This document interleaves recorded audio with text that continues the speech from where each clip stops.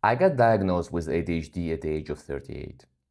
That was such a powerful relief and validation moment in my life. My entire life, I carried this belief and deep shame and guilt that I had a character flaw or weakness. Outside, I projected confidence, happiness, wholeness, but inside, my confidence was fragile and fragmented. And the question that I was always carrying at the back of my head, playing back inside over and over for my entire adult life was, why can't I just? Why can't I just sit down and study for my tests for as long as some other peers did? Why can't I just wake up early consistently and show up at work when I was supposed to?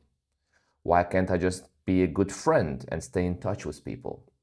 Why can't I just not react to other people's opinions or words about me so emotionally? Why can't I just act on all these ideas and plans and projects I have? Why can't I just realize my full potential? But then, on a spring day after 1 year of back and forth with the ADHD Center for Adults at Charité Berlin, I finally got my diagnosis report. Not a verdict, but an explanation. And man, that felt thrilling, such a relief. The text on 3 paper sheets was the answer to the question I carried my whole life. That paper made me finally believe that I did not have a moral or character flaw, that there was an objective neurological, physiological reason and explanation for most of the challenges in my life, for most of the guilt and shame I carried. The biggest value that the diagnosis provided was that I could finally be kinder to myself. It's not that I didn't try hard enough my whole life, I actually tried very hard. So recognizing that was crucial for improving my self-esteem and confidence. And that elevated, excited state gave me tons of optimism and motivation. I started devouring books, YouTube videos, Reddit threads, studies about ADHD, educating myself about brain anatomy, hormones, brain chemicals, role of nutrition and exercise, causes of ADHD, and ways of managing ADHD.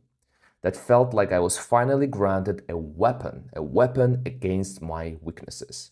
But then a few months later, my plans for YouTube were still just ideas. I procrastinated on doing accounting for my business again. My sleep schedule fell apart. I resumed watching too much YouTube and movies. My journal collected dust on some shelf. A few months later, this excitement faded away and the sense of novelty and discovery turned into familiarity. And you know what happens when something feels familiar and known. My old habits and default behavior patterns and thought patterns didn't magically change. My projects didn't move as fast as I wanted them. My struggles with time or friendships, my emotions, my business didn't disappear. That's when I realized that this diagnosis, this explanation on its own, fixed nothing. Knowledge feels empowering until you see how limited it is if you don't actually apply it. Knowing about something without integrating it into your thinking and behavior fixes nothing. And integration requires a lot of reflection and active effort and vulnerability. It requires figuring out the mental beliefs and thought patterns that trigger in certain situations, developing new habits, addressing old habits, designing simple but effective systems around you and for you. And that gap between knowing it and living it is exactly what this channel is about. Not ADHD is a superpower or some hyped up advice, but honest experiments on myself and honest reflections on my journey.